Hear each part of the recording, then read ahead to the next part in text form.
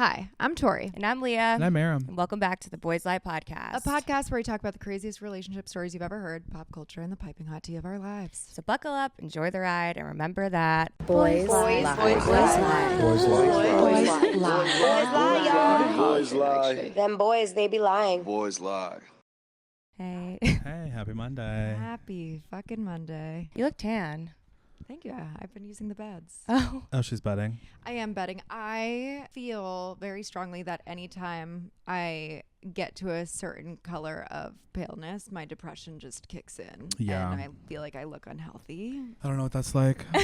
Yeah. I mean, I take as much vitamin D as I can to be like healthy sun vibes, but I mean, I honestly think you're fine. Like, whatever. So many other things are worse for you. Pick and choose your poison, you know? Exactly. We all have ours. We all have our bad habits. I suppose. Where do you go? There's one right next to the Pilates place. Oh, So I've tea. just been going from Pilates to jump in the bed. Nice. All right. So are we going to dive into story time and then we'll yap it up? Yeah. All right. If you guys have a story you'd like to share on the Boys Lie podcast, please submit your story through boyslieofficial.com. And if your story gets chosen to be on the podcast, you win a free sweatsuit. Should I go first, maybe? Perf, yeah. Okay. Hi, girls. I seriously do not know what to do, and I need to get this off my chest before I explode. I was a bridesmaid in my college best friend's wedding last fall. The wedding was stunning, and I was one of 6 bridesmaids. The maid of honor, Amelia, is the glue to our whole group. She's the type of friend where if you said you liked her shirt, she would take it off her back and hand it to you. She really is the best. She'd been dating this guy named Zach for like 4 years, and they were annoyingly cute, and whenever they were around anyone, they couldn't keep their hands off each other. They really seemed in love, and I genuinely thought that they were going to get married next. And not only that, but Amelia was glowing all weekend. She kept saying how happy she was, how lucky she felt, and how she couldn't wait to catch the bouquet because she wanted to be next. Anyway, the night before the wedding, we all had the rehearsal dinner at the venue and then went back to the hotel for drinks in the bar. We were a few espresso martinis deep and things were getting loud and chaotic in the best way. And I have a bad habit. I like to have a cig every now and again when I'm drinking. Same. So Same. I can relate to that. Yeah. And usually not just one. Yeah. So I went outside to light one up. When I went outside to sit on the curb and smoke my cigarette, I heard something to my right, and I look over and I see a guy and a girl what looked like making out, or at least I thought. His hands were on her hips and they were laughing, and then I realized that it was Zach, Amelia's boyfriend, with some girl who I didn't know, but I'm assuming was a wedding guest, but I know that I'm not friends with her and she's not friends with Amelia. I literally froze, and I felt like I just walked in on something that I shouldn't have, but he turned around and looked me in the eyes and said, "It's not what it looks like." I didn't even say anything. I stomped out my cig. I turned around and went back inside with my heart pounding. I couldn't breathe, so I went back to our hotel room and sat on the bathroom floor for 30 minutes having a panic attack and trying to figure out if I should tell Amelia. But it was the night before our best friend's wedding, and she was the maid of honor, and I couldn't do it. I didn't want to be the grenade. The next day, Amelia gave the most beautiful speech, but I couldn't even look at her. I was crying because I felt sick about what I saw, although her speech was so beautiful that everyone around us was also tearing up or crying, so my tears didn't stand out as weird. I still haven't told her, and it's eating at me alive, and we still talk, but every time she talks to me about her relationship with Zach in a good way, I want to scream. I'm holding a secret that I never asked to carry. I don't even know if they were actually kissing, but regardless, it felt weird, and I'm looking for advice. It's now been months, and I'm still holding on to this weird secret, and I can't get it out of my mind. I just keep replaying the look on his face when he saw me outside. I think that instinct is like a natural intuition enough to like call out and be like, anyone whose hands are on a woman's hips in general is inappropriate. In my opinion, like if you're in a full-blown relationship and you're cutie and you're flirty and whatever, the part that stuns me the most is that she just like walked it back inside afterwards and put her stove out. Like I also understand not wanting to have confrontation, and lately I've been in a few predicaments where my reaction levels just like aren't the same as what they used to be. Like I used to be in college and I used to be like so fast and so ready, and now I'm not hesitant. You like take time to think about it more, because sometimes people really have the audacity, which we'll get into after story time, where I'm almost like floored that was their thought process of going about something or speaking on something, and like wildly inappropriate. Yeah, I feel like the theme of this year already has been like things just keep getting crazier and people just keep getting more nutty, and like I'm still shocked by everything, but I'm not shocked at the same time. The theme about this year is the audacity. Like and I don't know, but like for this story, I feel like I almost agree with the fact that you didn't tell her at the wedding, because it was like she was the maid of honor, and I feel like there's a time and a place, but I feel like it needs to be told. It should, like, you should have told her after. Now that you haven't, you still could tell her. It's been I think months. we had the same comment. I feel like the months thing is gonna just make it worse, and it makes you untrustworthy almost because you saw it and you've been hiding it. I think if it was like 1 month, I think that's at least a fair time to be like, it's really taking me time to digest this because I didn't know if I was gonna say something or not say something, because I was a few martinis deep and I don't know. I went outside to smoke a stove and I don't know what I saw and if it was the right or the wrong thing, but for me it felt really intuitively wrong, and I don't want to like kill the honeymoon phase that you're in right now in a relationship. I don't know if she's gonna believe you at all now. Actually, it's been months. I think more so, again, I think it's hard to tell a best friend or somebody who you deeply, deeply care about the truth. Yeah. Like, and it's also, I mean, Leah and I went through this with our own specific relationship where you almost expect somebody who knows you so well to the core to know what you're thinking or what you're feeling. And while I can almost read your mind, there are times where there are hiccups in relationships where those expectations fall short, just emotionally or morally or whatever it is. And I think it's so important to tell the hard things, especially to the people you care about most. And even though it's the hardest and there is truly no good time to say bad news, I honestly would have waited till the wedding was over and for sure probably been like, hey, can we go grab coffee or something, and actually sat with this person. Granted, I don't know if there's like a distance between them, so maybe call or FaceTime. Because then it's like, if you did tell her at the wedding, you're not only ruining her weekend but the brides. And that's not fair. So like, there's a time and a place for everything. But then it's like, if you're waiting, do you think that there's a time limit on things too? Like, if you waited that long, like let's say it's been a year. Like, that's actually my pet peeve when people, and I know I'm queen of doing this, so this is probably one of my pet peeves. And Leah, I know that we've both gotten better at this past year, where we'll be like, oh, if this incident happens again with the same person, then we'll bring it up, or then we'll address it, rather than addressing it head on. And I think that has become such a peeve to me, because it's like, oh, so now you're gonna wait for them to fool you twice. And I just don't think that's right. I'd rather just know, as the best friend dating this guy and being new in the relationship, even though it's been a year, you'd still rather be like told. I think I wouldn't ever wait the year. I think it's wrong. No, I know. I'm saying for her, since she has, like, is it like, it's okay if it's been months, like 3 months, 4 months, but if it's been the year, then that's on you, that you have to let it pass. Last fall. So how many months is that? I don't know. I think the only right thing you can do is tell her, and that's basically it. Yeah, you're right. Should I go next? Yeah. My ex and I were young and party animals. We did a lot of what unsupervised young teens do: drink, smoke weed, Molly, Xans, Coke, you name it. We thought we were doing everything responsibly. Anyways, it got to a point where my ex wasn't able to balance life and partying at all. We were seniors in high school. Most days I would get myself up and get to school regardless of how late we were or what type of partying we did the night before. He was not able to do so. So his parents ended up sending him to rehab. While he was gone, I got clean on my own and continued to do school so I could graduate. While he was in, we were writing each other letters about how in love we were with each other and how we were going to be better together when he's out. I would deliver the letters to his mom's house, and she would bring me his letters and bring mine to him. I burnt CDs for him and all of the music he asked for, and then some. And one of the activities he did while in rehab was making friendship bracelets, which I cherished and wore all the time. When he got out, I immediately went to see him, obviously, because I had missed him so much after all those love letters and not seeing him for 6 weeks. We hooked up and spent the day together, and everything seemed normal. Now he had to go back to school, and he was struggling because he missed so much already. I was over his house every night, helping him with his homework and writing papers for him, etc., doing as much as I could to help him because I wanted him to succeed and graduate, which wasn't looking very promising at that point.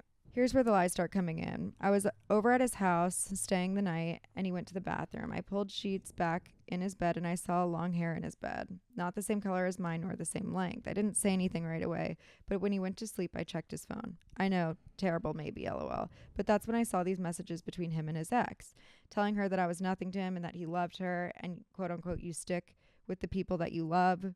There were pictures being sent back and forth. Here, come outside messages. All of these things tore me apart. I ended up just leaving his house in that moment and did some investigating on my own once I left. The girl had made multiple Insta posts with the same friendship bracelets that he had always made me with captions, quote unquote, subtweeting me. And then I start asking other people from high school that were mutuals of both me and the girl. And lo and behold, I find out that, quote unquote, his mom, oh my God, was delivering the letters to both me and the other girl while he was in rehab. Wow, working overtime. Damn. And bringing them to her, and the letters and bracelets he was making was for both of us. I was sick. I wanted to die. I was so embarrassed, and it seemed like everyone knew about it except for me. That same night / early morning, I had to leave his house around like 11 p.m. I received a Snapchat from the girl, and it was her in his room / bed, and I was devastated, totally blindsided. I confronted him about it, and he was apologetic, of course, claiming that, quote unquote, she manipulated him, and quote unquote, he doesn't love her. He loves me. It was all fucked. I didn't end up going away to college like I had intended because he never graduated high school, and I was afraid of going to college and him cheating on me. He alienated me from all my friends and family, and he would always tell me how terrible all of my family was, as if I didn't already know. I had a rough upbringing, which I also think contributed to me staying for so long. I would have saved myself the hurt and pain if I would have respected myself more and not believed all of his lies and manipulation. This is a huge part of why I resonate with Bree's story so much. I'm assuming that's Brianna Chicken Fry's story. Narcissistic abuse and trauma bonds are no joke. Sometimes from an outside perspective, leaving seems like such an easy decision to make in these situations, but it's so much harder than what meets the eye.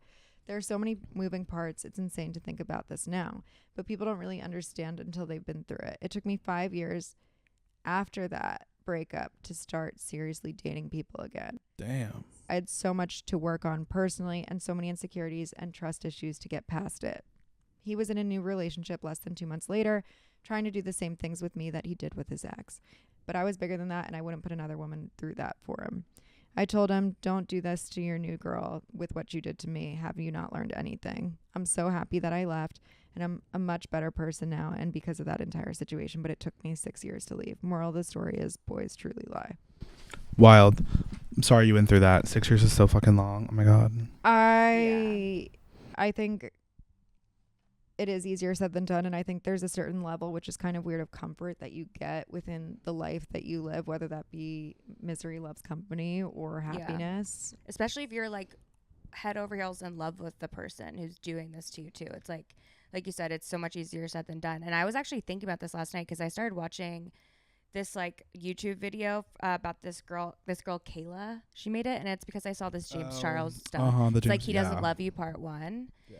And she was explaining everything that was happening to her, and I was in my head, I'm like, holy shit, like this is like crazy, like everything that he's doing, like and then I'm like, I like really got to thinking, I'm like, if you're like in love with somebody and like they're hurting you and you think that they love you, but then they're like, I don't know, being like mentally or physically abusive, it's like not as easy as you would think, but immediately like your first thought is like listening to something like, why don't you leave? But I was like, I totally understand why people stick around. It's hard because you can't relate if people say that. You can't relate. And I think you can become comfortable with abuse. That's what I was about to say. Like, you become so comfortable in abuse, and coming from one of my past relationships that was really like dark and toxic, I feel like when you are in an abusive relationship, the highs are so high because the lows are so extreme, and majority of it is low. Well, and then when your self-worth or confidence or insecurities are at like the lowest of the low, you almost codepend on this person who also tells you like, you're not going to find anyone better than me or as good as me or as supportive as me or someone who will do the things that I do for you. And like, you start to believe it. It becomes this guilt that you live with when you're already feeling insecure about yourself.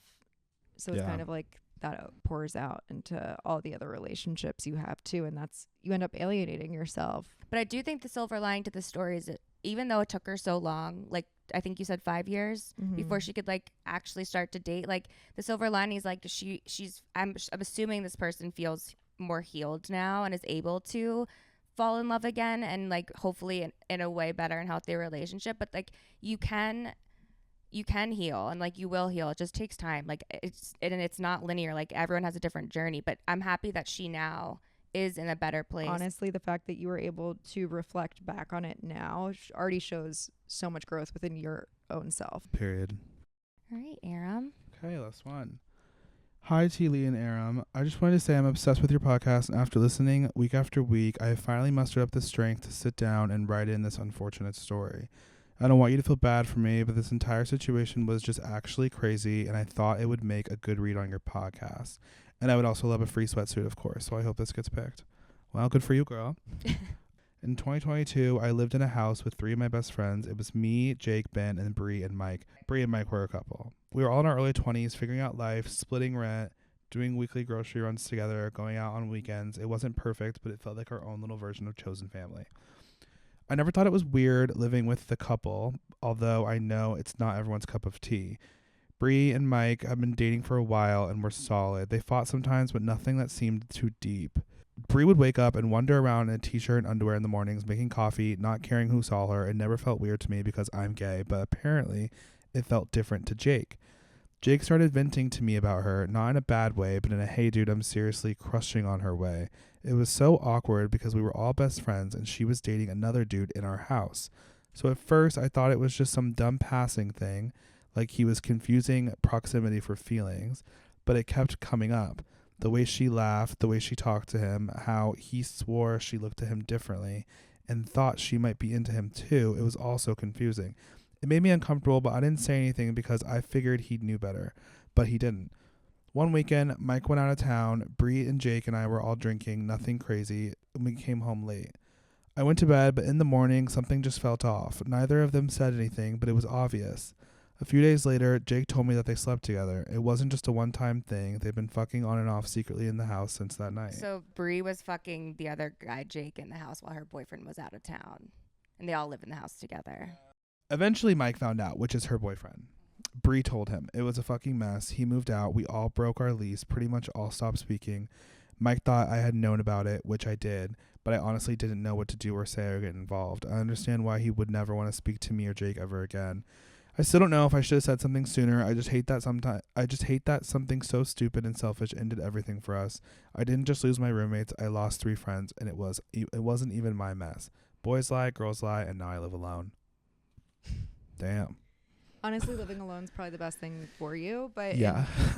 As much as that, it sucks, I think, for you because it's almost like one person does wrong and ruins it for the rest of the friends. It happens a lot. It's also so fucking unfair when you get put into a situation that you didn't even create. Like, but I feel like we've all decisions. been in a situation, maybe not like this, but one that is with friends where you know something that someone else did to someone else, and you're in the middle of it, and it's messy, and then it ruins things. Yeah. Yeah. Do you have any situations similar, Aaron? I mean, like in high school, one of my friends, okay, so there was like a girls group and like a guys group, and I was always with the girls, duh. And then like our friends would we would eat lunch together and then like go out and then hang out on the weekends with each other. But you know how that goes. Yeah. One of the guys was dating one of the girls, but then it's fucking the other friend of the girls in our group, and then I knew about it, and then I didn't say anything, and then they found out, and they knew that I knew, and oh. Yeah. What did you do? What did you say? I was just like, I'm like so sorry. Did the girl who was fucking the guy, did one of the girls know that you knew? They didn't know till I knew after that her man was fucking. But you knew from the guy, not from one of the the girl who was fucking the friend. Oh. So the other friend was mad that you knew. I didn't tell her that she was fucking our friend. But was she mad at the other girl? Oh yeah. Okay. But now they're friends again. Well, yeah. Because whatever, it was high school drama bullshit, and they weren't actually dating; they were just like talking. Yeah. That's young to be fucking around in high school. Still horrible, of course, but I feel like you can look back on that and be like, okay, we were young in high school and stupid, maybe. Yeah. I wouldn't trust that personally. Like, I think that would stick with me because then I wouldn't trust her around any other mans that I had. She wasn't trustworthy. No. For like a while, she was exiled. I think it's almost like you're always supposed to confide in your friends, and everyone always says that, but it's also like sometimes when you give them certain information, like, don't tell me that. Yeah, like now it's not fair. That's not fair for them to know. Yeah. Like, find an outlet. Tell ChatGPT. Tell your mom. Tell your therapist. Tell your sister. It puts so much weight on someone else's back to carry your shit, and then they're responsible for your weight. And then they say, don't tell anyone. Yeah. And then you're like, okay, well. In a roommate scenario, if you're gonna walk around naked, I just feel like that's like with your boyfriend in the house in front of another straight guy. In my opinion, it's just like Icarus, like you're flying way too close to the sun. Maybe she was. No, just kidding. Never mind. Maybe she was what? It's not like you're asking. That's what I was gonna it. say, but I was like, that sounds so wrong. That's not the right way. But like she kind of was, because at the end of the day, she fucked him. Well, she wants attention. She wasn't asking. I don't think she was asking to be fucked. Well, at some point, she asked to be fucked. She probably felt like she was hot shit, like coming Yeah. out there. Like it wasn't like it was Yeah. like a lazy girl situation. No. Like clearly she had like. No, she wanted to strut. Yeah. Yeah. God bless. Sorry, girl. Sorry, girl. Fuck that girl too. Yeah. I hate girls like that. I just want to say, I just want to put it on the record. Fuck girls like that. That's actually, like, people are so selfish and so rude and so fucked up. Like, girls who not only, like, fuck their friend's boyfriend, but girls who will be, like, in a house with all boys and fuck your boyfriend's friend. I just think it's so Wrong. How do you feel about fucking your friend's ex? No. wrong. But like, if we both fuck the same person, that's like not a big deal. Right. Like, one and done. Yeah, or like a few and done. Okay. I wouldn't mind. But if it was a relationship, I understand the feelings there. Do you catch feelings quickly after you have sex with someone? No. You're so lucky. Because I feel like I know what I'm entering. Like I know like I am not looking for feelings with this person. I am looking for sex, you know? For me, if I like am going on a date with somebody maybe once or twice and then I end up sleeping with them, the next day I'm like, we're getting married. I love him. I think he's falling in love with me already. He sees me as the mother of his children. Well, I think in the lesbian world though it's the same. Oh, for sure. Oh, for sure. No way. I think if girls are involved, it's the same. Yeah. You might as well be walking around with a big red X over your face. Yeah, but I like- think for the gays, like I can understand and see that being Yeah. different. I think it's very transactional for some people. of course. But I think for girls, it's like a little different because I feel like it's less of that. I feel like there's less opportunities for that. Does that make sense? Because you have to like invest time. You have to like go on a date, and then you're like, wow, I think I like this person. Oh, Yeah. I wish I was different. no, because it worked out for you. You're just a lover, and that's okay. To be young and in love. I'm so happy I'm not in the dating world. I would be so terrible at it right now. Actually, I've been helping my sister with Hinge recently. Oh, how's that going for her? It's good. She was swiping on Hinge and this guy popped up and she went to go like it, but she was out of free likes on Hinge. I'm like, wait, since when did that happen? So I did she guess buy I'm old. No. 10 plus. So I'm like, okay, go to his Instagram and DM him and be like, hey, I'm out of free likes on Hinge. And like, or what did I say? I'm like, I'm out of free likes on Hinge, but I'd love to go out to dinner with you because I'm broke. Can you take me to dinner? Because like she's not paying for her Hinge, and I think he DM'd her back. Oh, I think period. they're going on a date. Wait, that's really fun. and Good for cute. her. Speaking of DMs, and just talking about like our own power and boundaries and all the things that have been thematic to the audacities this year. There was one that popped up in our group chat semi-recently, but in March 2021, this girl said, like, we reposted this girl's stories and she goes, thanks angels, love your company, and as an up and coming Gen Z influencer / activist, I'm always open to working together if you're interested. Activist. We responded and we said, thank you so much. We're not currently looking for any new collab partnerships. We'll definitely keep your name on file should anything change in the future. She goes, thank you. This girl's nuts. In February, she DMs us, February 4th to be exact. She goes, hi Boys Lie team. It's been a while since we last messaged, so I thought I'd reintroduce myself. Oh, should we? Oh, It's okay. We'll bleep out her name. I'm a creator and advocate. Wait. Wait, no. Oh, fuck. I'm blank. Fuck me. Hold on. Sorry. Beep, beep, beep. I'm blank, an advocate based in LA who still absolutely adores your pieces. Since we last connected, she basically says like she's worked with all these companies that are big PR companies. And then she goes, I'm wondering if you have a few pieces to spare for me to try. Let me know your thoughts or if there's a good email to reach out to X. We never answered. Because it's also like, Buy it. well, and think about it this way. Do you know how many DMs we get a day where people are like, can I have something for free? Like, I'm not responding to all of them. And actually, I've started just deleting them instead of responding. Me too. Same. I don't owe you my time for you asking me for something for free, because if I did that for everyone, we'd be out of business. I know. Yeah. Then she goes, again, March 5th, so a month later, she hasn't forgot. She goes, hey, bumping this back up to your inbox. Ew. To which that same day, I responded with the link and I said, hey, you can purchase from boyslieofficial.com with a heart.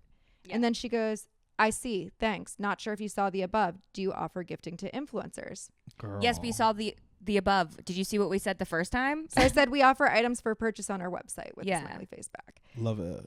And she doesn't reach back out till March 29th. So between March 5th and March She was 29th. stewing on her response. Correct. She goes, I understand. Thank you. Just in general, a more productive way to have communicated this may have been something like, "Hi, thank you for reaching out. Unfortunately, we're not offering gifting at this time, but we'll keep you in mind for the future." Which is exactly I what realize we you're said. a popular brand, especially here in LA, but kindness and professionalism is always the best option here. I was a huge fan of your brand, but our last interaction left me with a sour taste, as your responses felt a bit passive aggressive. Wishing you a wonderful weekend, and I hope my feedback is well received, X. I told you should have responded and copied and pasted what she said how we should have responded with and just sent that right back to her. Yeah, but basically what you said the first time is what she said. Correct. That you should have said. I feel like this type of entitlement.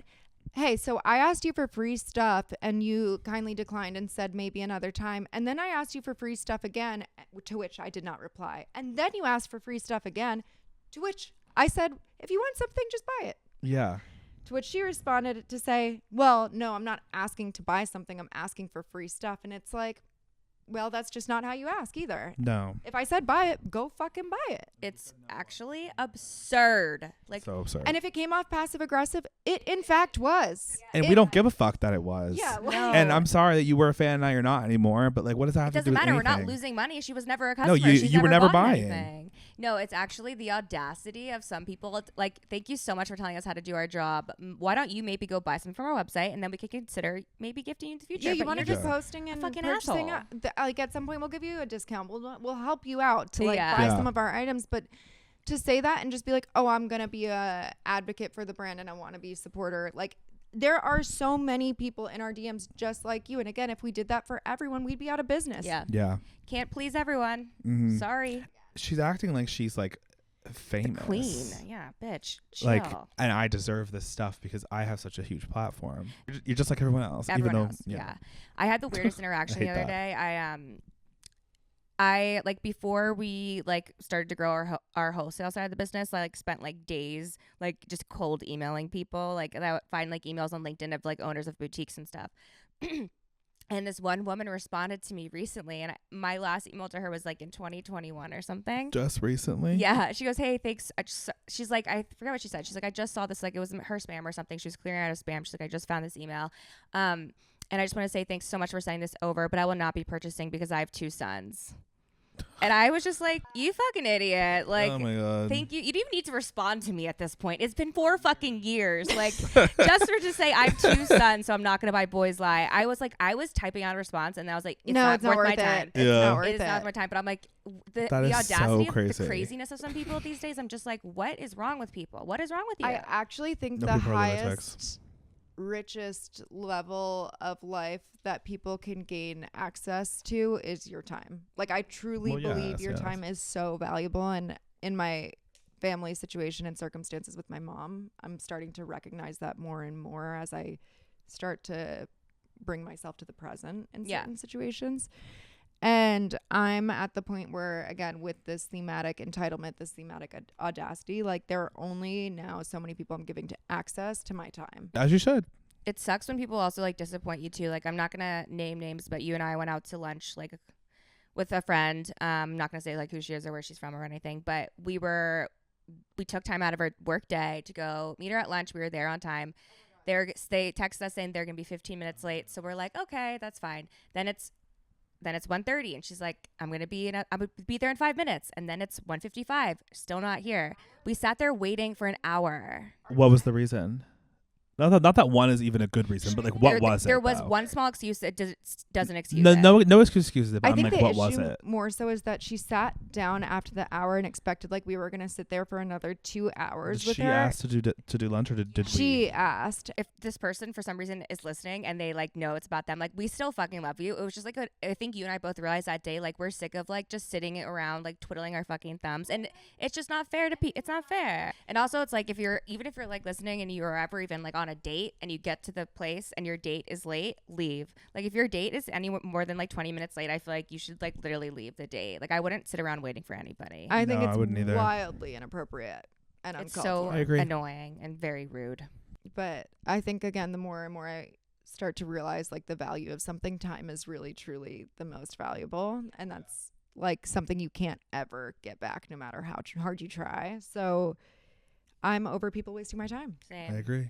And you know what? I was actually thinking about this the other day. I was like thinking about like my close friends, and I was like, we used to have like so many friends, here, and we've both like cut back our group like so small, and I'm honestly like so okay with it, because I feel like I was even thinking like, who would I invite to my wedding, like from LA that like I know, and I was like, it's a really small handful, and like I'm okay with that. And it was kind of like a really harsh realization where I'm like, I don't even have that many friends anymore here, but like I'm okay with it. But it's also not because of like anything in between us that went wrong. Like also No fights, if I called no a person, drama. they would probably meet me for drinks now. Yeah. But like the fact that I'm at the point in life where I've exhausted myself of that type of relationship. Yeah. They still live in that world fully. I just don't have time for it. Yeah, and I feel like what you want in friendships is different than what you wanted before. Yeah. And it's okay. It's so okay. I think it's such a positive thing. I think I had to learn that a lot through my experience with my wedding, because it was pretty big, or at least for me it was a pretty big. But you wanted to have a big wedding, and it was like, and honestly, like, you have a lot of family too. Yeah. Like, so does he. Yeah. No matter what, it would have been like fairly large party. because we both have big families, and like Yeah. at the time I feel like our friendship group was like way wider. Definitely has dwindled down since. That was only like 8 months ago. I'm kind of like proud that it has dwindled down since, and again, not because there's any bad terms with anyone, but just because it was so much to juggle these relationships with these people who would also just like provide weight of information that I didn't need about others too. And I also felt like weirdly depleted after sometimes hanging out with them, rather than like uplifted and like charged up. And that's a big sign. It's a huge sign, and it made me like, and I would like almost like not dread's such a terrible word, but I would like, when we would like be making more plans with them, I would be like Not excited. Yeah, there's people No. where I'm like, why am I not excited to like do to see you? Or you're just like, oh, I committed to this lunch. And yes, that's the when worst. you know. That's when you know. Yeah, I need to stop overly committing to things. I'm a major overcommitter. I think you are. You're I in that say yes to phase. everything, and I need to stop doing that. But I'm proud of you. The other night, you even said my social battery's drained. I can't come to this event. Yeah. And I'm happy that you were just like fully honest. Like you're Thank like, you. I can't come. Like that's I'd rather you be like that than be like, oh, I committed to something else at the same time. Like just be like, I just can't do it. Yeah. I just can't do it and all that's anymore. so fair too. Yeah. And then like going home and like visiting home, do you guys feel pressure to like see everyone in your life that still lives in the state you were at before? I used to. I don't anymore. I so anxious to go home because I'm like, oh my God, I gotta like check off my list. I'm still that person that'll be like, yeah, if you want to see me, but like, no, it's not gonna happen. Yeah. Maybe that's like my flaky LA personality that's like kicked in now, but it's like if I'm going home, like I'm trying to chill with my family. Yeah, that's what I was gonna say. That's what my excuse now is. Like, I'm home. I barely see my family. I know I don't see you guys as much either, but like I want to spend the time with my family. Like, your family is important. Yeah. Also, like a part of being home too for me is like it's such a sanctuary where it's like if I want to rot, I do in my house, I want to on in my couch, house at even home. if my parents aren't in the room with me, I'm doing Yes, Yeah. I don't feel like leaving my ass from the couch the entire day. Yeah, and that's fine. That's why I love that about being home so much. It feels so peaceful. I know, and the fridge is stocked. The fridge is house stocked. is clean the way your mom likes it. It's just different. Yeah. All right. Well, on that note, buckle the fuck up. Enjoy the ride, and remember that boys lie. boys lie. Boys lie. Boys lie. Boys lie. Boys lie, y'all. Boys lie. Them boys, they be lying. Boys lie.